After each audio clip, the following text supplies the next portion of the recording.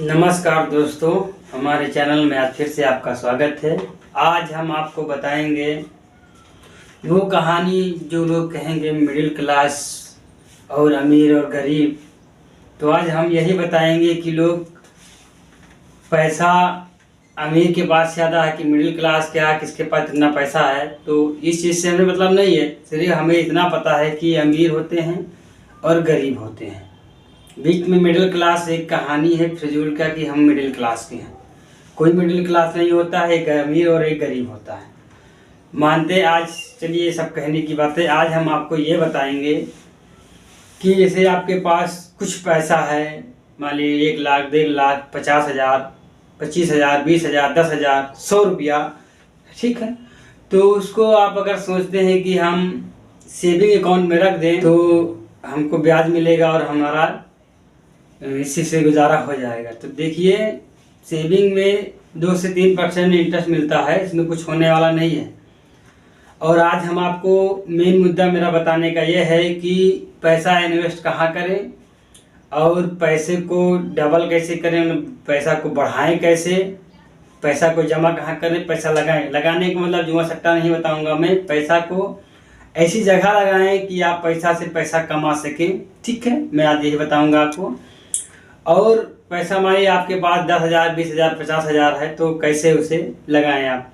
बहुत सारे ज्ञानी लोग हमारे भाई लोग हैं, जैसे कि उनके पास मान लीजिए 50,000 है, 1 लाख है, मान लीजिए 50,000 है, लिख दे रहा हूँ 50,000 है। तो वो लोग क्या करते हैं, एफडी करा देते हैं, ठीक है। एफडी करा देते हैं तो उनको लगता है कि हम महाराज जीत लिए हैं, हमारा पैसा एफडी में लगा है और अच्छा रिटर्न मुझे दे रहा है, हमारा फायदेमंद। तो देखिए ठीक है, एफडी कराना कोई बुरी बात नहीं है। मान लीजिए एफडी बैंक के जो रिटर्न होते हैं अलग अलग होते हैं, अलग अलग बैंकों के अलग अलग रिटर्न होते हैं। कोई 6% देता है तो कोई 5% देता है, तो कोई 7% देता है, कोई 7.5% देता है, कोई 8 देता है, बिर रही, ठीक है। तो अलग अलग बैंक के फंडा होते हैं, अलग अलग बैंक के रिटर्न होते हैं, क्या है परसेंटेज उनका होता है, अलग अलग बैंक के होते हैं। और जो 2 से 3 सेविंग अकाउंट में रखने वाले होते हैं, जो उसका रिटर्न मिलता है, जो सेविंग अकाउंट में पैसा रखते हैं। और एफडी में 7 से 8% तक मिल जाता है। और मान लीजिए ये सब एनुअल बता रहा हूँ मैं, साल के। जैसे आप मान लीजिए कि आप 1 लाख रुपया, ठीक है, आप 1 लाख रुपया सेविंग अकाउंट में रखते हैं जैसे, ठीक है, सेविंग अकाउंट में रखेंगे तो आपको वहाँ 3%, 2% या 3% मान लीजिए, मैंने 3% मान लीजिए, 3% के अगर रिटर्न दे रहा है तो 1 लाख का साल में आपको 3,000 मिलेंगे, ठीक है। 1 साल में आपको 3,000 रुपया मिलेगा वहां पे, ठीक है। अगर आप यही पैसा अगर आप एफडी कर देते हैं तो मान लीजिए 1 लाख रुपया का अगर आप 8% अगर मिल रहा है आपको, तो सालाना मिलता है वहाँ, एनुअल मिलता है, ठीक है। ध्यान रखिएगा, एनुअल मिलता है वहाँ। तो उसमें ऐसे 8% दिया तो साल का, 1 साल का कितना हो जाएगा, 8,000, ठीक है, 8,000 रुपया हो जाएगा। तो ये हुआ एफडी और सेविंग की बात।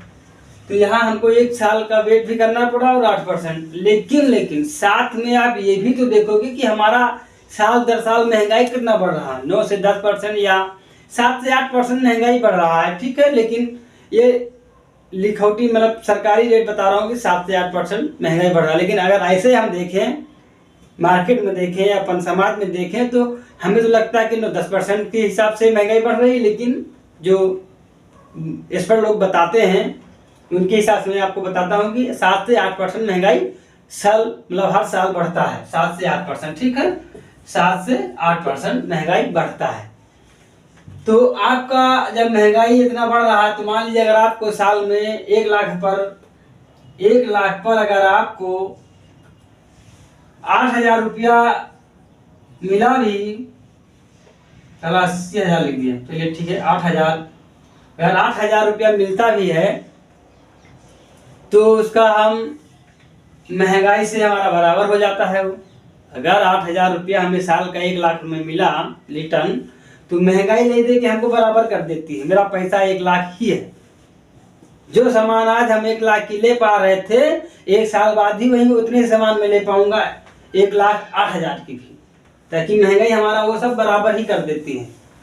तो आपको पैसा देखो, मैं पहले आपको बताऊंगा रिस्क फ्री, मैं आपको बताऊंगा पहले रिस्क फ्री बताऊंगा, जहाँ रिस्क नहीं है थोड़ा से आपको स्टोर करने की जगह होनी चाहिए। मान लीजिए आपके पास 1 लाख है या 50,000 है, तो हम 1 लाख का एग्जाम्पल लेकर चलूंगा। आपके पास कितना भी पैसा है सब पर लागू होता है, आपके पास 10 रुपया भी 100 रुपया भी तो उस पर भी लागू होता है। पैसा को बढ़ाए कैसे, मान लीजिए मेरे पास 1 लाख रुपया है, तो इसको हमें बढ़ाना है 12%, 13%, 15%, 20% के रेट से बढ़ाना है। तो आप कैसे बढ़ा सकते हैं?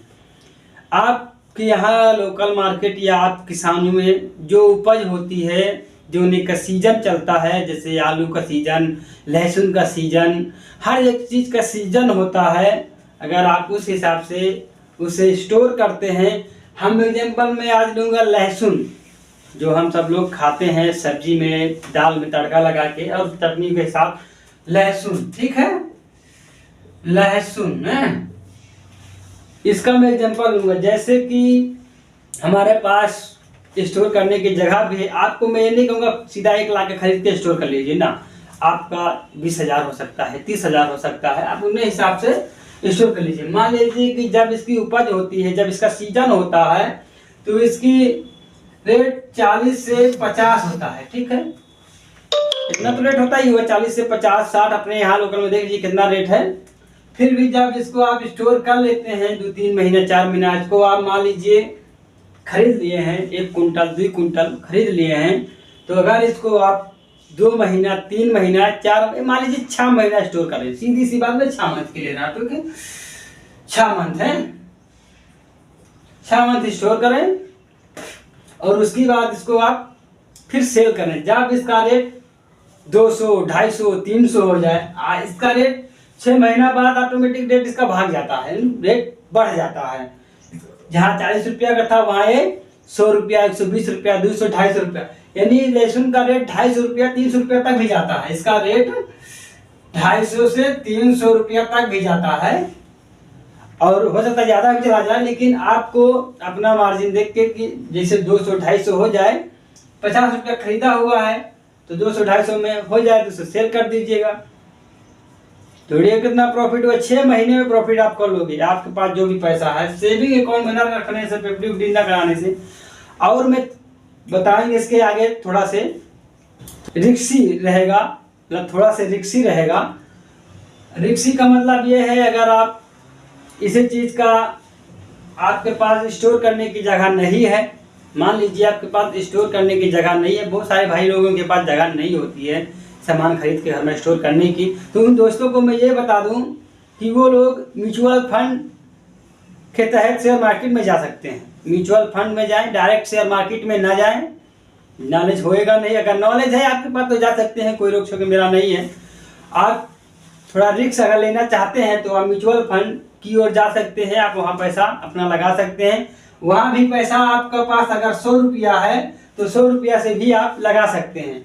उसके ऊपर कितना भी पैसा है आप शेयर मार्केट म्यूचुअल फंड में लगा सकते हैं पैसा, ठीक है। तो वहाँ पे पैसा अगर आप लगाते हैं तो वहाँ थोड़ा सा रिस्क भी होता है, हो सकता है कि ये साल पैसा ना ज़्यादा दे तो अगली साल रिस्क, मतलब वहाँ आपका पैसा जीरो नहीं होगा। मान लीजिए कि आप पैसा 50,000 रुपया लगा दिए हैं, ठीक है, म्यूचुअल फंड में, कोई सा म्यूचुअल फंड ले लीजिएगा, कोई सा म्यूचुअल फंड।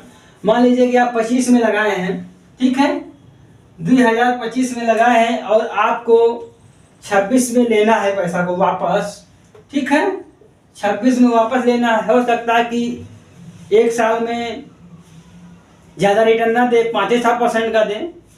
वैसे भी कम से कम अगर रिटर्न देता भी है म्यूचुअल फंड तो 12-13% का दे ही देता है, नहीं तो 10 का तो देगा ही देगा, ठीक है। म्यूचुअल फंड में ऐसा है 10 का देगा ही देगा। लेकिन कोई ऐसा साल आता है जो कि नेगेटिव भी हो जाता है, यानी माइनस भी हो जाता है पैसा, ठीक है, 1-4%, लेकिन पैसा आपका जीरो नहीं होता। इसलिए कि जब म्यूचुअल फंड में पैसा हम लोग लगाते हैं तो कम से कम टारगेट रखें, कम से कम का टारगेट रखें, मतलब 3 साल से 5 साल, 8 साल, 10 साल, जितना आगे जाएंगे उतना आपका परसेंटेज बढ़ता जाएगा और कंपाउंडिंग का भी वहाँ फायदा आपको बराबर देखने को मिलेगी, ठीक है। वहाँ ब्याज पर भी ब्याज आपको मिलेगा, कंपाउंडिंग का भी फायदा आपको मिलेगी। हमारा कहने का मतलब, अगर आपके पास स्टोर करने की जगह नहीं है, सामान रखने कि सेव करके मतलब स्टोर करने के बाद फिर उसको सेल करने की जगह नहीं है।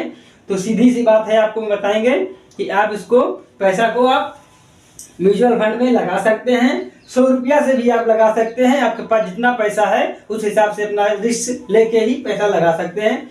और ऐसी बात नहीं, कोई अच्छी सी म्यूचुअल फंड देखना, कोई बड़ी कंपनी का, बढ़िया कंपनी का, फेमस कंपनी का आप म्यूचुअल फंड लीजिएगा तो ऐसा बात है कि 12-13% आपको सालाना ना दे। अगर उसी पैसा को उसी में इन्वेस्ट रहने दे रहे हैं 5 से 10 साल या 15 साल, तो कंपाउंडिंग का भी फायदा मिलता है, जिसे हम गांव में बोलते हैं ब्याज का सियाज या फिर चक्रवृद्धि ब्याज। ठीक है, और इसका भी फायदा होता है, कंपाउंडिंग का भी, आप उसमें भी पैसा लगा सकते हैं। थोड़ा सा रिस्क होता है स्टार्टिंग में, और जितना आप उसको आगे बढ़ते जाएंगे, जैसे 5 साल 8 साल 15 साल हो जाएंगे, उतना आपका रिस्क कम होता जाएगा। जितना जल्दी पैसा रिडीम करोगे उतना रिस्क ज़्यादा रहता है, जितना आगे बढ़ते जाओगे उतना आपका रिस्क कम होता जाता है। ठीक है, तो आज की वीडियो में हमने यही समझाने की कोशिश किया हूँ कि आप लोग पैसा को काम पर कैसे लगाएं, पैसे से पैसा कैसे बनाएं। पैसा सेविंग अकाउंट में रख के पैसा नहीं बनेगा। आरडी और एफडी करें, हमें ये नहीं कहता हूँ कि एफडी बुरी है, गंदी है, आरडी मत करिए, एफडी मत करें, ऐसा मैं नहीं कहता हूँ। आप एफडी कर सकते हैं। इमरजेंसी फंड अगर आपको बनाना चाहते हैं तो आप एफडी कर सकते हैं। मान लीजिए रात बिरात कभी भी जरूरत पड़ी तो एफडी काम आपके आ जाएगी। ठीक है, तो आप एफडी में पैसा, थोड़ा बहुत पैसा आप डाल सकते हैं। अपना कमाई का 10% 20% हिस्सा एफडी में डाल सकते हैं, जो कि रात बिरात किसी भी इमरजेंसी सिचुएशन में आपके काम आएगी। तो आप एफडी भी कुछ पैसे की कर सकते हैं। मैं एकदम से मना नहीं करता हूँ कि आप एफडी की तरफ ना जाएं। एफडी थोड़ा बहुत पैसा के एफडी करा रखें, जो कभी आपकी इमरजेंसी में काम आएगी। आज के वीडियो में हमने क्या समझाया और क्या समझे, हमारे कमेंट बॉक्स में आप जरूर बताइएगा। चैनल पे अगर नए हैं तो सब्सक्राइब कर लीजिएगा, वीडियो को लाइक कर लीजिएगा और दोस्तों में शेयर कर दीजिएगा। आज की वीडियो में बस इतना ही। आगे हम फिर आपको मिलते हैं एक नए टॉपिक पर। ठीक है, थैंक यू, धन्यवाद, जय हिंद, जय भारत।